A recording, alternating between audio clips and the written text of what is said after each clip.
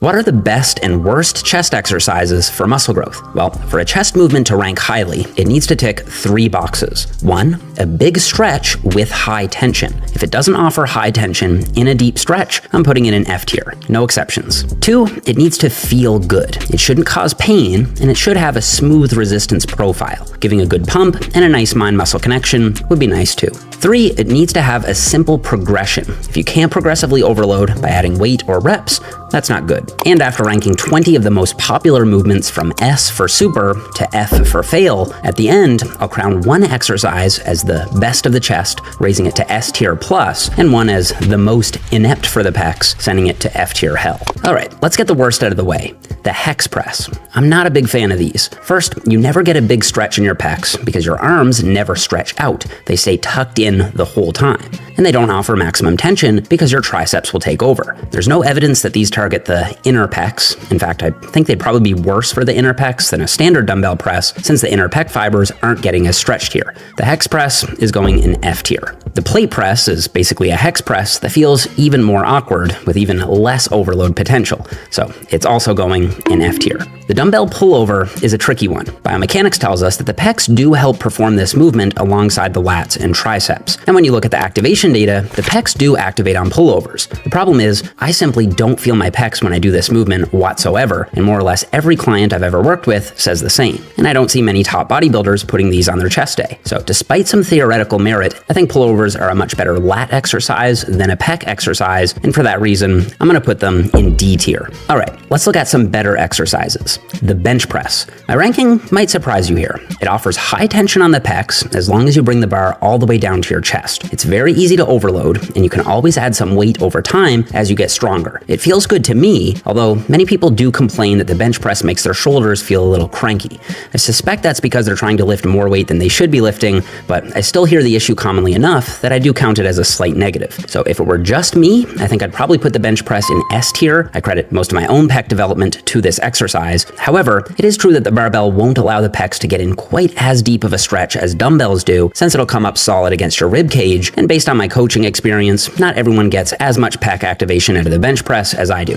So for that reason, I'm gonna hesitantly drop it back to A tier. The incline bench press has all the same upsides as the flat bench press, except it slightly emphasizes the upper pecs. Now, a lot of people think this means it isn't as good for the mid and lower pecs as the flat bench. However, a recent study found that the incline bench press caused the same lower and mid pec growth as the flat bench did, plus better upper pec growth. So it's very close to S tier, but I think I'm gonna leave it in A tier as well. The decline bench press doesn't have any long-term research comparing pec growth like the incline and flat bench. However, biomechanics tells us that a decline angle should target the mid and lower pecs a bit more. However, it has 2 minor downsides. For one, in my experience, more people struggle with getting their upper pecs to grow than their mid to lower pecs, so if you're trying to shift the bias, I would shift it toward the upper pecs for most people. Second, the decline bench does have slightly less range of motion than both the flat and the incline press. So out of the 3 angle options, I would say it's my least favorite. I know some people swear by it, and it clearly is an effective chest builder. It's very close to being in A tier, but I'm gonna put it in B tier. All right, the flat dumbbell press. This offers a deeper stretch on the pecs than the barbell because the dumbbells can move freely past the rib cage. They feel great, you should get a great chest pump on these, and because people are less likely to let their ego take over on this exercise, it's less common for people to have shoulder issues. As a beginner and intermediate level lifter, you should be able to progressively overload this movement just fine by either adding reps or increasing the weight of the dumbbells. However, once you get decently strong, you may max out the dumbbell rack at your gym, which usually stops at 100 pounds. Also, once you get that strong, the dumbbells get so big and bulky that they can be quite awkward to handle. So while the flat dumbbell press is just about in S tier, it's getting knocked down to A tier for those potential overloading issues in more advanced lifters.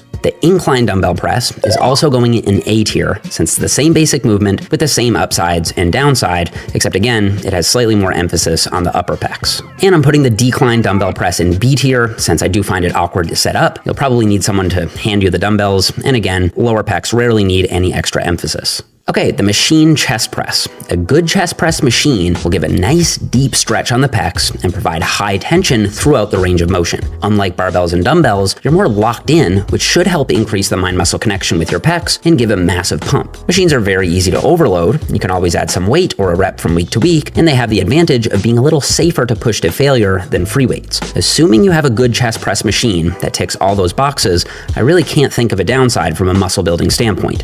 And so the machine chest press is our first exercise, getting awarded to S tier. All right, dips. Let's see. Massive stretch on the pecs, possibly the best compound exercise I'm aware of for getting into a deep pec stretch. They offer high tension, and there's many ways to apply progressive overload. You can do assisted dips and reduce the assistance weight over time, or you can do body weight dips and add reps, or you can slow down the negative a bit more from week to week. And then as you gain more strength, you can use a weight belt to add external load. The only downside of dips is that some people find that their shoulders get cranky if they do them too much, although I've never actually experienced that personally. But I will say, I don't think dips have the smoothest feel. So despite many upsides, they are taking a slight hit in the feels good department for me, and for that reason, I'm gonna put them in A tier instead of S tier. They're definitely an exercise worth including though. Okay, what about push-ups? Bodyweight push-ups are nice because you can do them anywhere without any equipment. However, assuming you do have gym access, I think there are far better options for chest growth. The problem is that once you get decently strong, you'll need to do at least 30 plus reps to get close enough to failure to maximize muscle growth, which isn't ideal. I do think that's fine if you're doing them as a end of workout finisher, but otherwise doing all those reps can be exhausting for no added benefit. You'll also come up solid against the floor before your pecs are fully stretched, and they're not that easy to overload. While you can have a partner add some weight to your back, the weight always feels a bit unstable for me. They are a decent beginner exercise, but I'm still putting bodyweight push-ups in C tier. Banded push-ups do add some extra tension to the movement. However, almost all of that tension is added to the top half rather than the bottom half of the push-up. So tension still isn't being maximized while the pecs are stretched. I still think they're a decent finisher though, so I'll put them in B tier. Deficit push-ups fix the problem of not getting a deep stretch on the pecs, and even though they're still a bit tricky to overload, you can make the exercise more challenging by pausing for 2 to 3 seconds in the bottom. I think that if you're going to do push-ups, this is how you should do them. Deficit push-ups are going in A tier. I used to do a lot of plyometric push-ups in my early powerlifting days to build up explosive chest power for the bench press, but I've fallen out of love with them since. They're just not great for maximizing tension on the negative or in the stretch, and even though there is some research supporting more explosive training, I'd rather use an explosive tempo on a weight-loaded exercise like the bench press if bodybuilding is the goal. I'm going to put these in D tier as a chest builder. Speaking of less conventional exercises, the guillotine press is basically a normal flat bench press, except you shrug your shoulders up, flare your elbows out, and lower the barbell down to your neck. A lot of people kick up a big fuss about this exercise causing shoulder issues, but there's no direct evidence or even strong rationale to support that. You can listen to Dr. Mike if you don't believe me. Some people will bench press guillotine style, where they take a higher position on the chest and they let their elbows come up. They feel a huge stretch in the pecs. Their shoulders feel amazing. No problem. Correct answer. Other folks will touch a little bit below the nipple line, actually on their abdomen, and they will tuck their elbows on the way down. If that is what hits your pecs the most and it makes your elbows and shoulders feel nice and comfy and safe, beautiful, right answer. What I don't want you guys to get caught up in is people on the internet who say this is bad because biomechanics. I don't know where the fuck they say that, because if you go out here, notice my pecs are getting more stretched as I pull out. That said, I do believe that for some people, especially those with pre-existing shoulder issues, flaring the elbows might hurt. So in that case, I just wouldn't bother with these. However, guillotine presses will stretch the pecs better than any of the other barbell presses we've discussed, and it also has a cool history in lifting culture. I am a fan, and I would put it in A tier. However, because it's potentially very dangerous, dropping the bar on your neck would be lights out, I'm gonna go ahead and put it in F tier.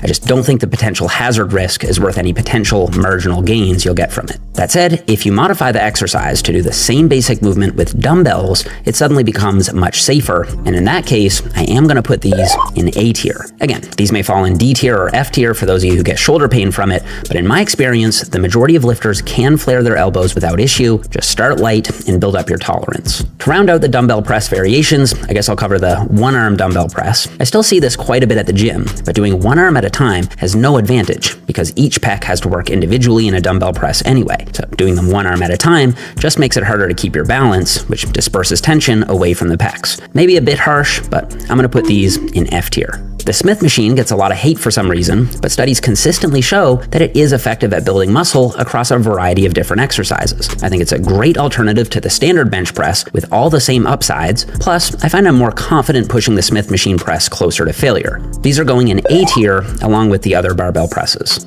And the Incline Smith machine press is the same basic movement, except with a little more upper pec emphasis, so they're also going in A tier. Okay, so far we've been discussing only compound chest exercises, presses, dips, and push-up variations that'll smash the pecs, but also target the front delts and triceps. Sometimes you want to isolate the pecs, and for that, we've got a bunch of pec fly variations.